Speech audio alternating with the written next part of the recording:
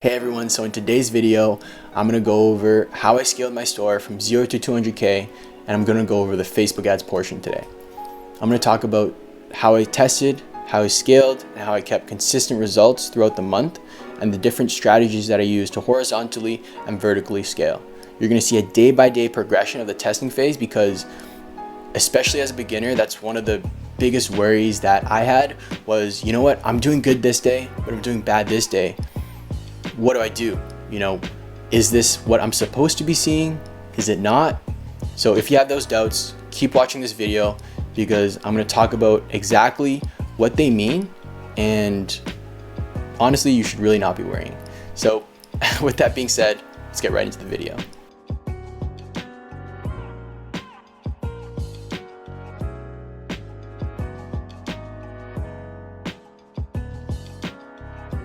Alright, so we're inside my ads manager now, and the first day that I tested, I did an ABO campaign for interest testing with $20 for each ad set. The reason I did $20 is because I wanted data faster. You can do 5, you can do 20, you can do 50. $20 is what I like to test with. And the way that I scale and kill my ad sets is if it hits $5 USD without a click, then I turn it off. If it hits half of my break-even cost per purchase without an add to cart, then I turn it off. And if it hits my break-even cost per purchase without a sale, then I turn it off. The way I scale it inside of my ABO campaign is that if it gets 3 sales at a positive ROAS, then I'll duplicate it 3 times. And if any of those duplicates or the original one gets 3 more sales, then I duplicate it 5 times into its own CBO campaign at $150 and let that go. The same rules apply, and typically you would see one campaign or one ad set in the campaign doing the best and all the other ones turned off. But jumped a little bit ahead of myself. Let's get back into the interest testing campaign. So for the day, it had 8 purchases at a ROAS of 1.69. My break-even ROAS is about 1.5, so I was slightly profitable. But when you're running your interest testing campaign, you're testing a bunch of random interests. Breaking even or slightly below breaking even is just fine, because if you're going to compare it to anything, it's like throwing darts at a dartboard completely in the dark. You're kind of facing the right direction, so you're kind of testing interest in your niche, but you really have no data to work off of. So once you start narrowing down your interests, once you start getting more data, that's when you really want to be profitable. But if you're breaking even at this point, that's a solid sign. And I was slightly profitable, so I was really happy with that. Going to the next day, the 30th. Again, the results got a little bit better. 2.8 ROAS, so that was cool. The next day, 2.43, so things are starting to ramp up. Data's getting better. Things are starting to optimize. Go down a little bit. As you can see, I started a few more campaigns at the $150 budget that I mentioned. So these are the good interests that I had that made sales, and I duplicated those 5 different times into its own CBO campaign. And as you can see, some of them did well, some of them didn't. And the name of the game for Facebook ads is testing. Test everything, find what works, and keep running that. And if it doesn't, then turn it off. But the name of the game is to just test as much as you can, because you never know when something's going to pop off or an audience is going to pop off. I've had many instances where certain campaigns, like 1 or 2 campaigns, carry me, or 1 or 2 interests carry me so hard, and it carries the rest of the entire ads manager to a profitable ROAS, and it's just bombing with sales every single day. So always test so that you can find that audience that does well. But at the same time, an audience isn't going to save your butt if your overall, or if your other campaigns are just doing trash. There's a line to be drawn. So if your other campaigns are sort of breaking even, 1.88, 1.61, 0.95, and you just have one that's like skyrocketing, that's what I mean by testing the audience that's going to take your product to the next level. I don't mean that, you know, your ads are horrible, you're getting a 0.1, 0.5, and then you're not going to get something that's going to hit 10. So yeah, I just wanted to clarify that. So after that, I scaled a ton. What I did was more duplicates, and these $75, $90, $60 budgets, those are campaigns where I narrowed things down. What I find is that they give you a good ROAS initially, but once you start scaling them, because the audience is smaller, and Facebook ads is a machine learning algorithm, so the more data you give it, the better it performs. What I found was with the smaller audiences, so narrowed down audiences by age, by country, by gender, those ones did well at first, but afterwards they didn't do so well because you kind of dry up the audience, and Facebook doesn't have enough different people to choose from. And although it did well at first, it didn't do that well after a few days, and you'll see that. So this, I just started testing like crazy. This ad account was really weird, or the way I ran this ad account was really weird. I tried to hold back as much as possible, because before I scaled, I wanted to make sure I had my supply chain in check. So if you watched my previous video, you saw that I was drop shipping at first, and then I moved to a sourcing agent in China that got me anywhere from 8 days to 15 days shipping, but typically what I saw was 8 days or 11 days. So that was really awesome.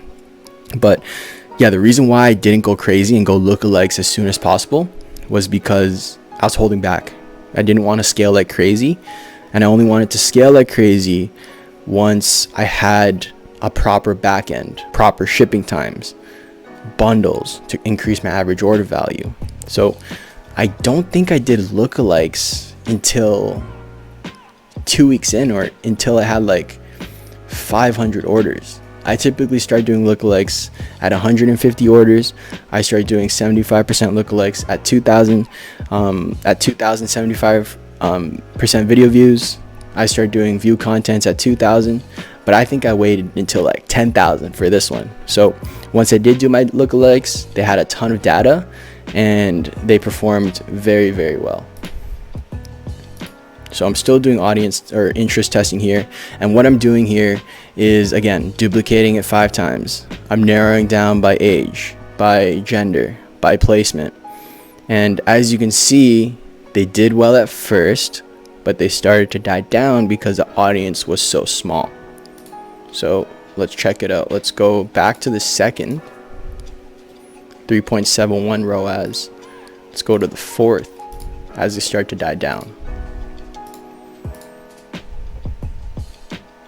So if you learned anything so far, drop a like, because that really helps us a lot. I always forget to ask you guys to like the video in the middle of the video, because I know a lot of you guys don't get to the end. So here I am doing that. At the same time, when I was horizontally scaling and narrowing down my audiences and duplicating my good interests, I was testing a ton of different interests as well. And I got to a point where I pretty much exhausted every single interest within the niche of my product. And after I did that, I had to get a little bit creative and start testing interests that weren't necessarily tied to my niche that I was selling in, but tied to the people that I was selling to. What I mean by that is, so me, I'm 23 years old. People that are my age we like watching Friends, I think. We like watching The Office, Brooklyn Nine-Nine. If you want to get more specific, like people my age know Jersey Shore, MTV Cribs. So if you're going to target my demographic, instead of targeting the niche that I'm in, let's say you're trying to sell me a soccer product, or for you Europeans, a football product. Instead of targeting football and trying to get me to buy, you would target the TV shows that I watch. So NTV Cribs, Jersey Shore, all that good stuff. And then once I started exhausting the TV shows, I started doing the hobbies. So for example, if you're trying to hit an older demographic, target the hobbies that they would like to do. So bingo, embroidery, pickleball, swimming, stuff like that. And funny enough, one of the TV shows that I tested, that's one of the audiences that really carried me. Like I mentioned, audiences and campaigns just carrying your entire ad account or ads manager. One of the TV shows that I tested just was insane. It was getting sales every single day at a super high ROAS. And test as much as you can. And once you exhaust things, start testing not things that are directly in your niche, because that's going to be really competitive. Start testing stuff that people that you're trying to sell to would do. So hobbies, TV shows, stuff like that. I don't know the exact date that I tested lookalikes, but the next thing I want to talk about is creative testing. Creative testing is huge because especially when you're spending a lot, like let's say 3,000 or 5,000. This is in Canadian, by the way. I'm not a baller. This is in USD. So yeah, this is in Canadian. As you can see, my ROAS is dropping. I think my CPM is also slowly rising.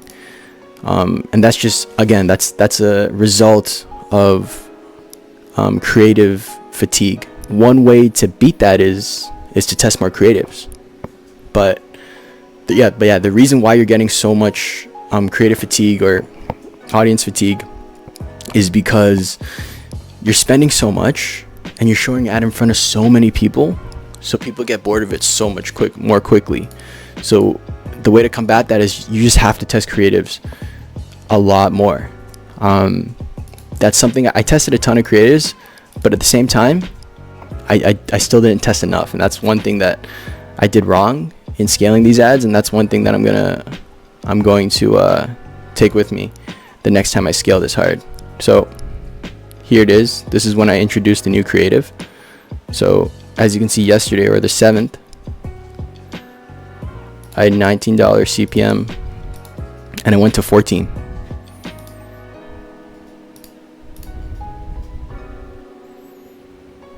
And then 17. As you see, again, it starts to slowly rise, but once the CPM dropped, let's see my cost per click as well. So my cost per click was above $1 the whole time, but after I changed my creative, it went down to 0.72. So let's look at the 4th, 1.35, 1.25, 1.43, 1.13. Bam, I introduced a new creative, 0.72. So that just decreases the cost that I have to pay for each person to visit my site, making my budget being used much more efficiently. The way that I test creatives is I just throw it in an ABO campaign. I have a control variable, which is the creative that I'm currently using, and then I put the other videos that I've tested or created, and I put them in the other ad sets, and I just run the same audience. Typically it's my best audience, and then I just test and see which one gets the most sales. Another way of testing is doing the exact same thing but using the initiate checkout objective. This way you'll get results a lot quicker and you'll get a lot more data, and it's a lot cheaper. If you have the time to wait, I would use the purchase conversion, just because, I mean, you're going to use purchase for your other campaign, so why not use it to test as well? But I needed to test fast, so I used the initiate checkout, which also gave me good results. As you can see here, gave me the best creative that I can put forth. And so that's how I test. I can see my ROAS went up again because of that new creative. Everything's refreshed. The Facebook users are happy again. Another thing I want to touch on as I'm going through my ad account is when you have a creator that's doing really well, reply the comments, because that makes a huge difference in, first of all, the way your brand is perceived, but also it increases the amount of comments on your video by a ton. You pretty much double the amount of comments, so it makes your ad look a lot more legitimate. So yeah, that's definitely, whether or not you do it yourself, doesn't matter. You can hire someone to do it, you can do it yourself, but definitely reply to comments, because a lot of people comment and then they forget to buy or forget to click. So what I do is that I reply the comments and tell people that there's a deal and give them the link to my product page.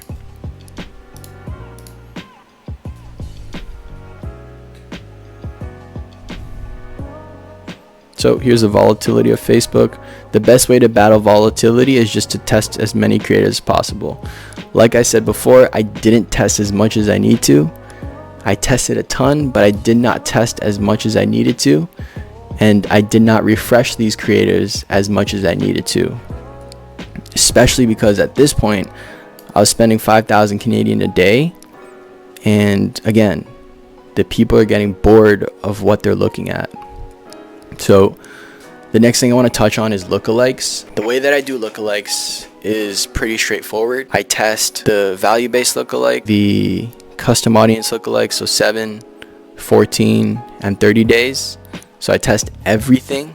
And the way that I test is that I do 5 ads, one CBO campaign, $150, 5 ad sets.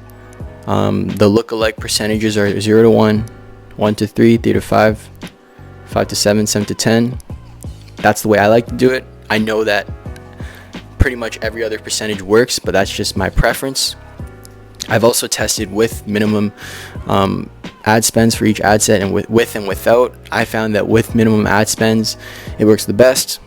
The formula that I use to calculate what the minimum ad spend should be is 100 or so. It's your campaign budget, so 150 divided by 2, which is 75, and then 75 divided by the number of ad sets, so 5, so then that's 15.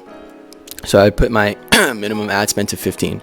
So again, the formula is your campaign budget divided by 2 divided by the number of ad sets. The reason why this makes sense is because you take half your budget, you distribute that evenly amongst every ad set, and then you give every single ad set a chance to perform in Facebook's eyes, and then the other half of the budget is allocated to the best ad sets. So it makes a lot of sense. I did not come up with that myself. I saw it from another YouTube video, but again, it makes a ton of sense. Another thing that I want to touch on is one of my most consistent campaigns was the super lookalike campaign. So what a super lookalike campaign is, you create, or what a super lookalike campaign is taking your best performing lookalike audiences and stacking them. So what I mean by that is, first of all, you have to do a super lookalikes test. So you take 1% of every single lookalike audience that you have and put it into an ABO campaign. Every single audience is going to have its own ad set. So 1% view content, 1% view content 7 days, 1% view content 14 days, 1% view content 30 days, 1% view content, or 1% purchase value based, 1% purchase 7, 14, 30 days, so on and so forth. You can test 75%, 95%, 3-second video views, top 5% spent on your website. So you test every single lookalike audience that you have.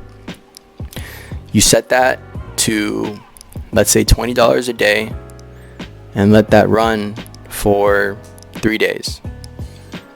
Once it runs for 3 days, you take a look at your data and see which audience did the best. So for myself, I found that view content 7 days did the best. 75% video view 7 days did the best. And I believe 95% video view 14 days did the best.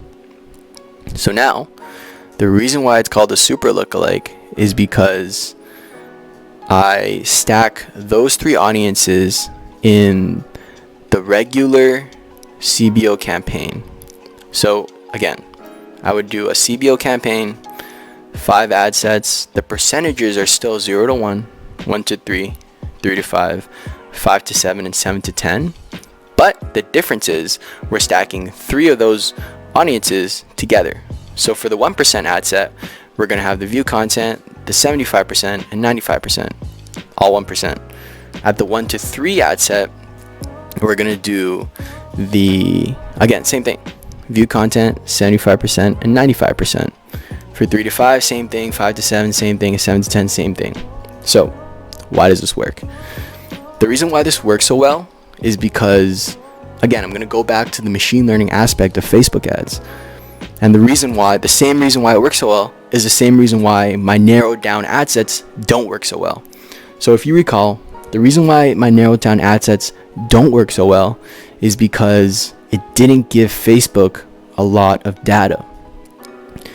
Even though that small chunk of audience was amazing, because the data told me that 25 to 34 was good. The data told me that females bought the most, and the data told me that people in USA bought the most. But the reason why that narrowed down audience, even though it was super potent and they made a lot of purchases, the reason why that didn't do well is because it didn't give Facebook enough data to work with.